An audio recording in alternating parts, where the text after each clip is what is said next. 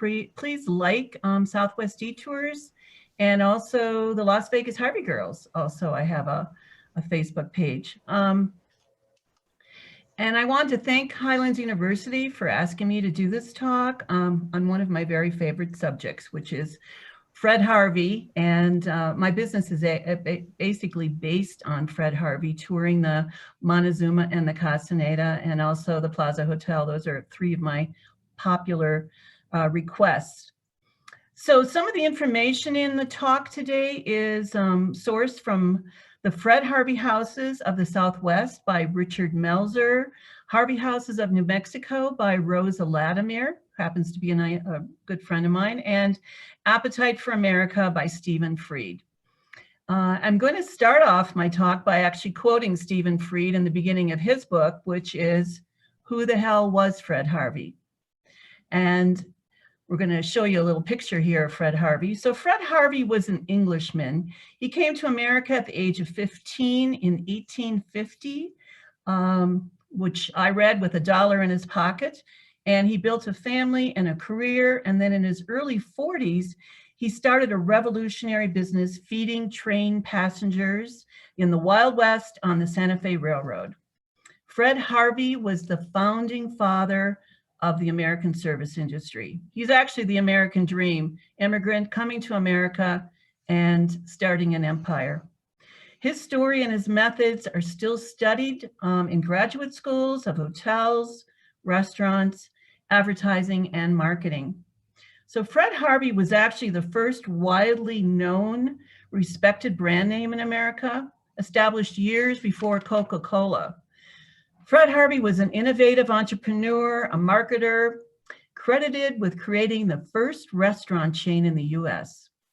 He was in partnership with the Santa Fe Railway, and the Fred Harvey Company operated its pioneering restaurants and hotel chains from 1876 to 1968. Both the Santa Fe Railroad and the Fred Harvey Company began vigorously promoting travel to the Southwest in the 1890s. The Grand Hotels that Fred's son Ford Harvey began to build along the Santa Fe line were given Spanish and Indian names for an exotic appeal for tourism and tourists that were ready for a cultural experience. So for example, Hotel Castaneda, or the La Castaneda, which is actually, I'm sitting in front of it. It was named by the Santa Fe Railroad after Pedro de Castaneda. He was a foot soldier who recorded explorer Francisco Coronado's expedition in the 1540s. Now, before Fred Harvey walked into the offices of the Santa Fe Railroad in 1876, there was no real effort made to serve good food or service along the tracks in these railroad towns. Many railroad towns were often called hell on wheels, rough towns. They survived only because of the railroad. Virtually no clean hotels. Food was often served by a saloon keeper or a bartender. Meat was greasy, usually fried. Bacon rancid, and coffee was fresh maybe once a week. So biscuits were known as sinkers, and a chicken stew of prairie dogs was not uncommon. So you get the picture. The final insult was waiting 20 minutes allowed for eating at each stop. It seemed that as many as these early fast food joints, as we call them, the railroad crew and the cooks were actually in cahoots.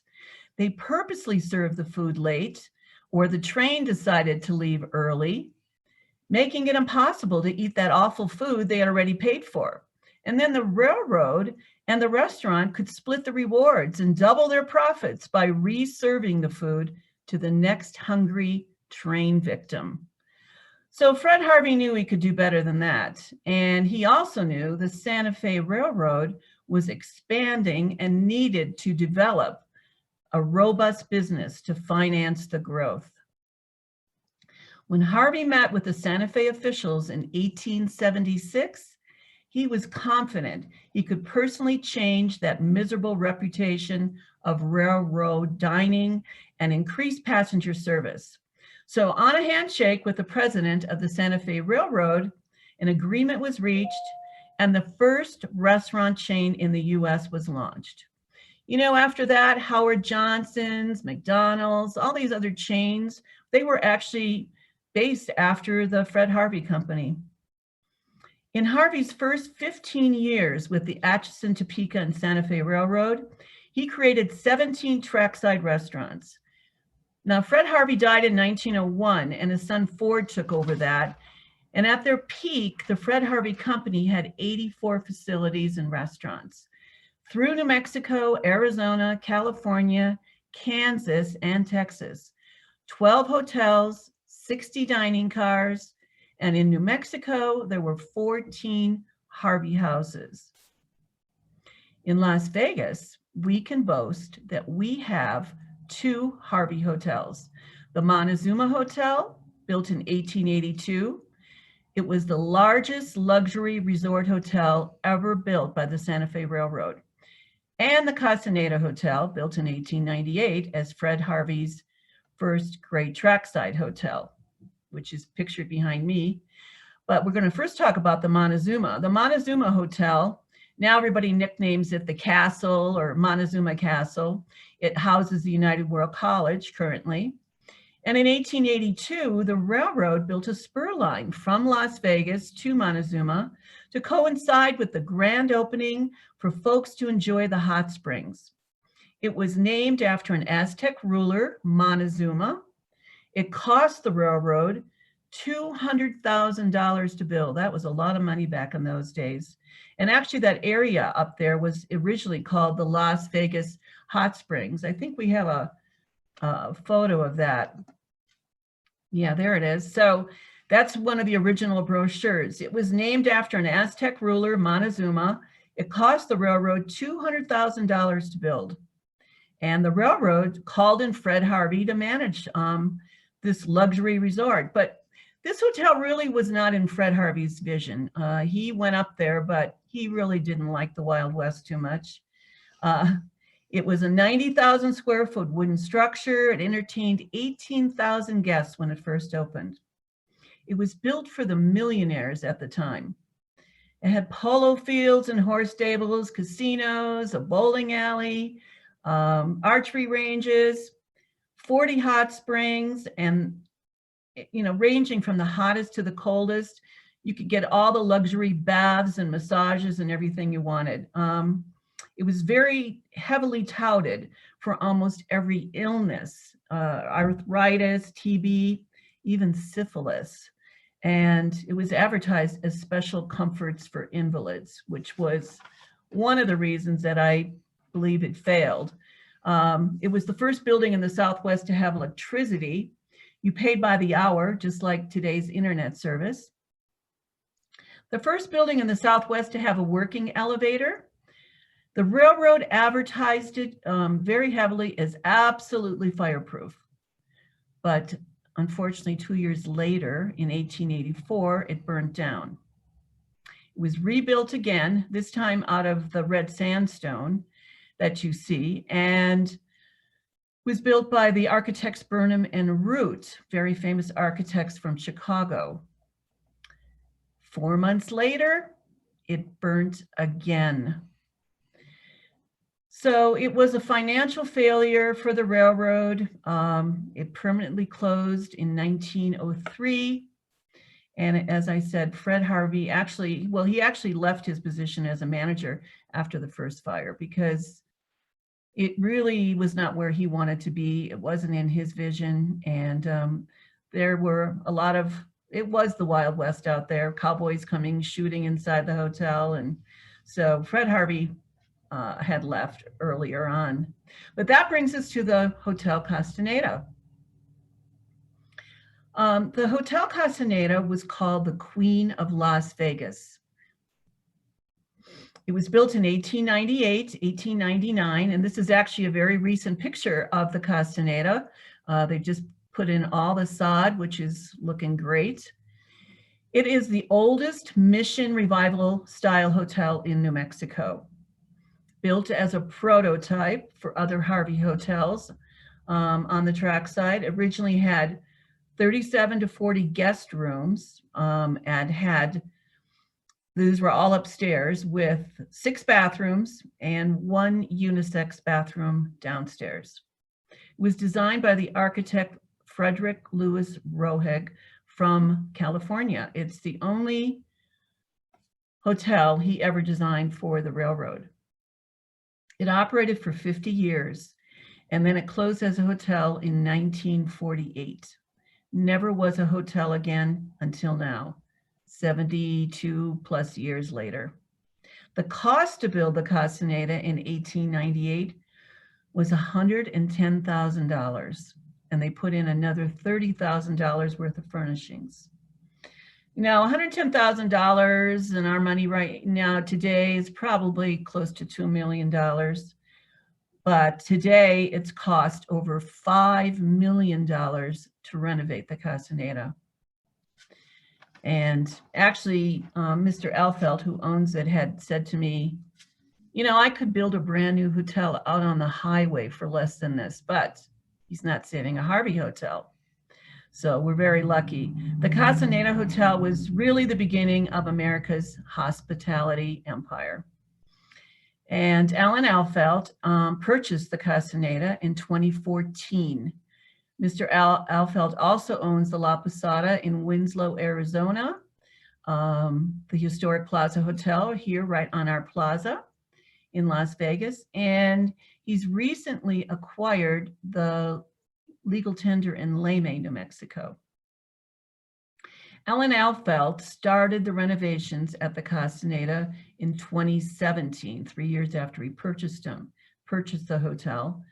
And we had our grand opening last year during our Fred Harvey weekend.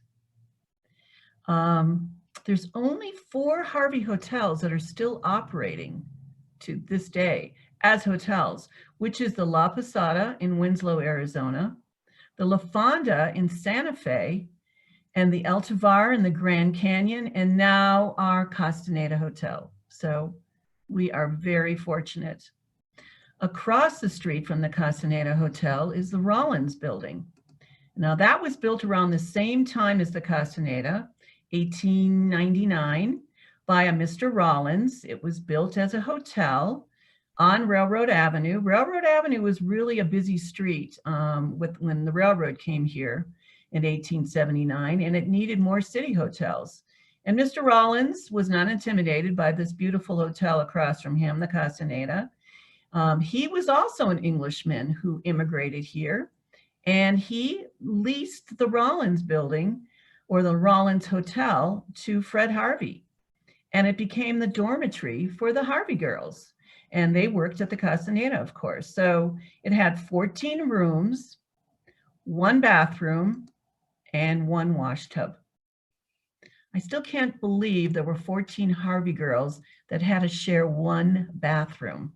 That's just, it's hard to imagine nowadays. Anyway, the Rollins Building closed as a dormitory, and it closed around the same time. Actually, I think even a little bit before the Castaneda closed. And then it became a boarding house later on. And then it closed as a boarding house, and then it sat empty for years. And it's now being renovated by Tom Clayton, who lives here in town. It's the best example of pressed metal in the state of New Mexico. So if you haven't driven by, you should definitely drive by and take a look. Renovations are on their way, and they actually should be opening very soon. Now, this brings me to the story of the Harvey girls. There's a big difference between eating and dining, which Fred Harvey knew. Eating and dining, and Fred Harvey with the Harvey girls, he brought dining to New Mexico. Great food, great service. And following an incident at the Raton Harvey House in Raton, New Mexico, it left all the male staff unable to work the next morning. And an enraged Fred Harvey just fired everyone. He hired a new manager, and that manager suggested replacing those unruly men with attractive women. And it worked. An ad in a local paper said, "Wanted young women ages 18 to 30 years old, good character, attractive, and intelligent, good wages, rooms and meals furnished. And that brings me to, there's still one Harvey girl from the Castaneda that can talk about her time at the hotel, and that is Nina Strong. She's now 98 years old, and she lives in Raton, New Mexico, still on her own, and apparently still drives during the day, not at night, she told me. I just talked to her actually recently, a couple days ago, to check on her. We're friends, and we talk periodically, and she had just come back from a wonderful long trip. She flew from Denver to Virginia to visit her son. And I said, Nina, did you go with someone? And she said, no, honey, I went by myself. So she's an amazing independent woman at 98. I met Nina about 6 years ago, just around the time I started my business. Nina worked at the Castaneda in 1941 to 1942. She's got really an interesting story. She was a senior in high school in Roy, New Mexico. She was an outstanding student in school, and upon her graduation, the school principal brought Nina and another friend of hers, another student, to Las Vegas to have lunch at the Castaneda and to be interviewed for a job. The principal knew she wanted to go to college, but her family couldn't afford it.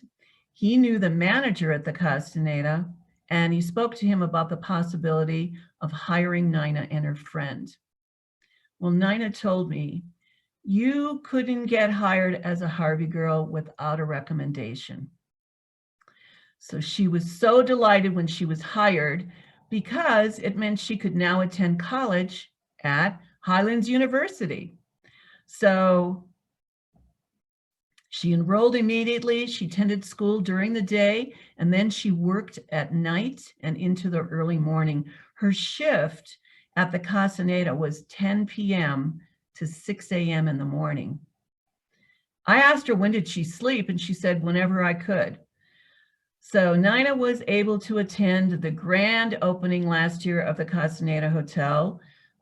She ate dinner in the beautiful dining room.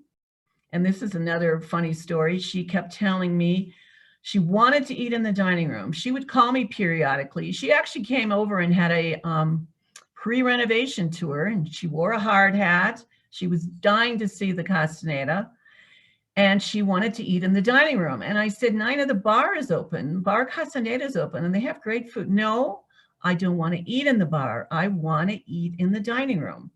And then she told me she'd been waiting to eat there for years, because when she was hired, she ate in the dining room. But once she became a Harvey girl, she had to eat in her room or in the kitchen. So she was waiting to eat in the dining room again. So it was a real treat, because last year she got to eat in the dining room. Now, there's another group of women that worked for the Fred Harvey Company that I'd like to tell you about, and that in May of 1926. And they were called the Indian Detour Couriers. Now, I have my hat here, but I found out it was kind of fading out in my, so let's see, there we go. If I sit real still, you can see my hat. Anyway, the Indian Detour Couriers were travelers on the train, were very intrigued with the landscape of the Southwest. And a lot of them were traveling from the East, and the Harvey Company was eager to find new ways of expanding a tourist business. And the Fred Harvey Indian Detours complemented all the Harvey restaurants and hotels, and they really became the bedrock for tourism in the Southwest. Young women called couriers. They were trained in all the history of the area. They had to be well-educated college women, and they served as the tour guides. And then they rode in these beautiful Harvey cars, Packards and Cadillacs. And there was a driver called a dude. He only drove the car. He was not allowed to speak to the tour guests. Only the courier was. And, you know, perhaps they weren't as well remembered as Harvey girls, but the couriers were an important part of history. They were instrumental in bringing tourism to the Southwest. And what most folks really don't realize about the Indian detour trips is that the first Harvey car left the Castaneda Hotel right here in Las Vegas in May of 1926. It was such a popular expedition. People loved it.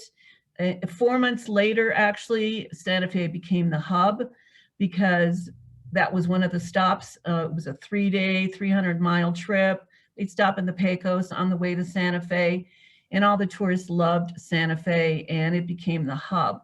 And that's actually when the La Fonda Hotel was purchased by the Harvey Company, and they expanded it because of the overflow of tourism from the Indian detour trips. Never again would such a great adventure be made so accessible in this country. And it was an experiment in what they called roughing it in first class. Even Einstein and his wife took an Indian detour trip to the Grand Canyon. So more than any single organization, the Fred Harvey system introduced America to Americans. And that was written by an historian in the 1950s. And another quote by Stephen Fried, it's just as true today, because whether we know it or not, we still live in Fred Harvey's America. And there is a picture at the Montezuma with our local Las Vegas Harvey girls and our Las Vegas family. And there's a picture, and there's Julie, and Martha's over there on the other side. So, and those are Martha's grandchildren in the front too. So that is it, folks. And any questions?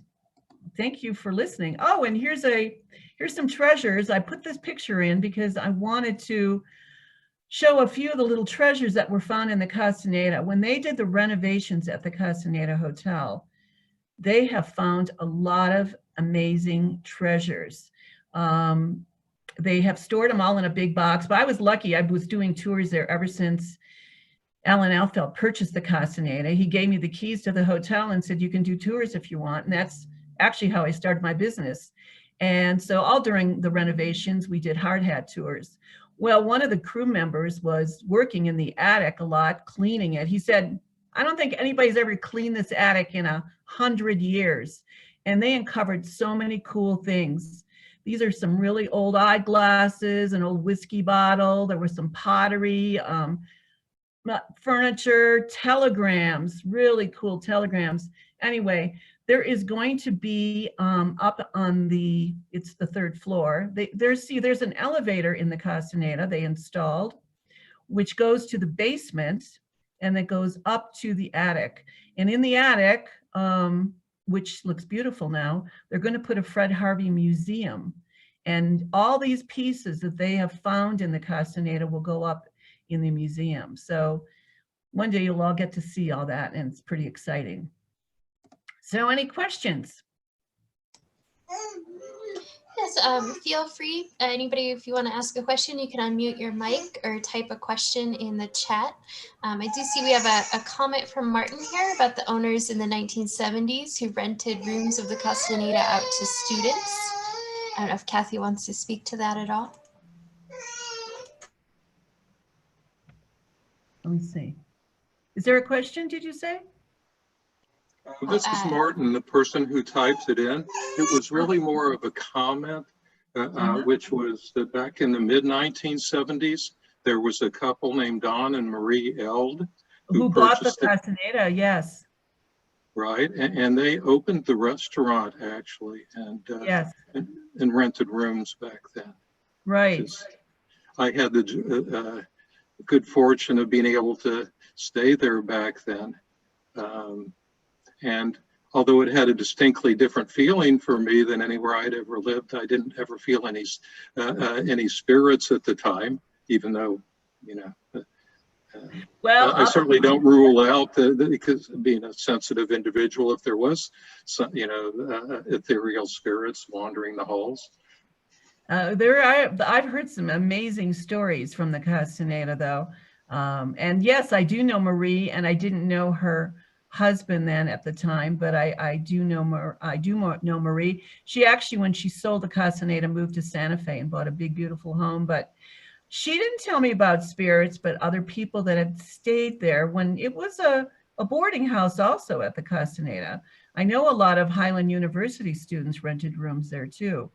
And even Martha, our Harvey girl, had a little experience at the Castaneda during one of our events there, I believe. So I can't really speak to it too much. I did go in the basement though one day after a tour. The Ghost Adventurers had come to the Castaneda and I had given them a tour.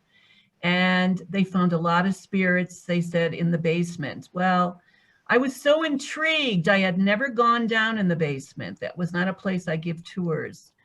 But I had to go down there and see what it was like. And I snapped a photo really quickly when I went down the steps, and it was like all these orbs floating around on my screen. So I don't know. I kind of got freaked out and I ran back upstairs right away. Anyway. Well, thanks for sharing. Any other comments or questions? I just have a comment, Kathy, that I have enjoyed being a Harvey girl with you on some of your tours. I'm probably one of your least active Harvey girls when we were able to be active because of my other job obligations and things. But it's always a good time, and I always learn something new every time I go out with you. Oh, good. Thanks. Well, we enjoy having you as a Harvey girl too. It's really been fun, and I can't wait for this whole pandemic to be over so we can start doing tours again. But this is a great way at least to connect, the Zoom, and I love what you've been doing here with all these Zoom talks. It's really been fun. So thank you. Oh, Kathy, I had one other question, comment, since you take people on tours up to the Montezuma Hotel.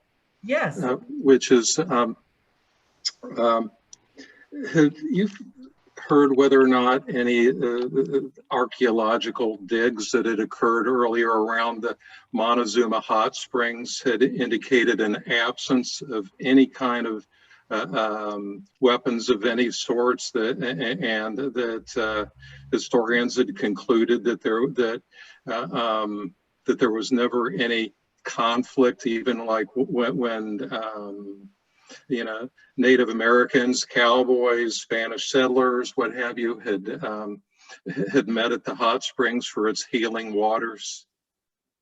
You know, I don't know anything about archaeological digs or anything like that. I don't know. I do know a lot of people go there for healing. I mean, and the Native Americans were there well before Fred Harvey and other companies were there, because they believed they were, you know, very spiritual healing waters. So, and a lot of people, our locals, go there for that same reason. They claim it helps their arthritis and lots of other issues that they have. So, and unfortunately, those are closed right now too. I can't wait for those to be open again. Probably difficult Yes. to carry guns when you're in your underwear.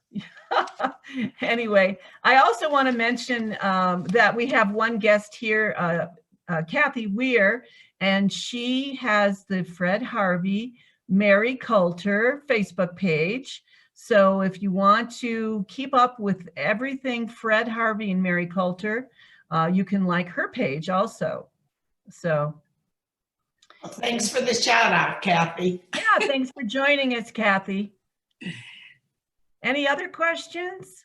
I hope you enjoyed it and got a little bit of history out of the talk. It's hard to, you try to compress everything into 15, 20 minutes, but you get an idea. And also, as I said, my page on Facebook, I'm always posting pictures and any information about, we have a Fred Harvey weekend coming up, but as well, it's going to be Zoom.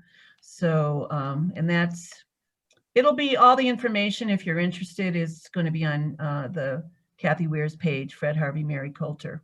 So. Mm-hmm. Oh, by the Kathy? way, this is Martin. One last thing. Back when I was at Highlands in the 70s, I did a bunch of research then, and it's been an awful long time since I've even read it. I mean, not a lot, but a little. And if you go in the what they called the rare room at the Carnegie Library, there's a monograph, I think it's about 10 pages long, that I had done for a college paper that's about the castle at Montezuma and the hot springs down below. Oh, okay. Okay. Thank you. Well, You're nice welcome. talking to you, Martin. Thanks for your comments. And Martha, did you have a question? Yes, thanks, Kathy. I just wanted to first congratulate you. I thought it was wonderful, and to put all that information into a brief presentation is a task, but you did great. I also wanted to just say how much it made me realize what joy that history and that tour giving has given us over the years, and how much I've missed it over the last 8 months. And just last, as a comment, as I've always said to you, I think Las Vegas is indebted to you greatly for all that you've done to bring history to life, to have organized the Harvey girls, to have put your business together. And I just think you're Las Vegas's greatest cheerleader. And I thank you for all you've done. Oh, Martha, thank you. I'll pay you later, okay? I expect big bucks. No, I've told Thank you you, that Martha. You're a always. great Harvey girl. We love having you, and Julie, and it's been so much fun, and I can't wait till we can all be back together again. And Yes, thank you. we miss that, but thanks for all you've done for us and for the community. Thank you. Thank you, Martha. Thank you. Any other questions or comments? Tried to keep it on task. Time-wise. Did a great job, Kathy. Thank you so much. It was a wonderful presentation. Good. Thank you very much. Okay. And check out the ghost story video. Yes, Yes. we highly recommend it. Yeah, and thank you to Leon for asking me, because it was fun to get that together. And he did a great job. And Jake, wonderful job with the filmmaking and the cameraman. And then who did all the drone? That was Bobby Salazar. Mm. He did a great job. Yeah, I thought that was so cool. I love that. It's so interesting Going down because the road. it came from an idea. It just came from an idea, and I can't believe we were able. It went beyond what I expected it would be. So, Well, thank and you, you know, Julie, the for next supporting series will be even better, Leon. Yeah, let's do it. I think that we should definitely do this every year. Very cool. Okay. And thank you, Leon, for posting that in the chat again. All right. Well, thank you everyone for joining us, and it was fun. Thank you. Thank you, Kathy. Thank It's you. Tina Clayton. Thanks everyone for attending. We hope you'll come to some of our other talks. Thanks, Renee.